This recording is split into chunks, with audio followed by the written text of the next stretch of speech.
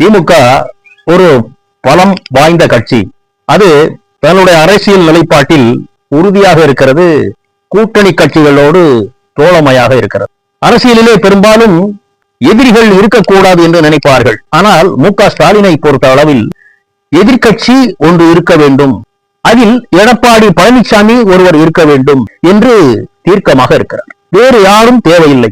தோழமை கட்சிகள் இருக்க வேண்டும், ஒரு எதிர்கட்சி இருக்க வேண்டும், எடப்பாடி பழனிசாமியும் இருக்க வேண்டும். மூச்சுக்கு 300 பேரும் மேடைகளிலே மு.க. ஸ்டாலின் சொல்லுகிறார், திரு பழனிசாமி அவர்களே, பச்சை துண்டு போட்ட பழனிசாமி அவர்களே, பழனிசாமியை உச்சரித்துக் கொண்டே இருக்கிறார் என்று சொன்னால் அடுத்த எதிரிகளை வரவிடாமல் தடுப்பது இது ஒரு யுக்தி. எத்தனையோ அரசியல் இப்பொழுது தாவேகா விஜய் இருக்கிறார், திருமதி சசிகலா அம்மையார் இருக்கிறார்.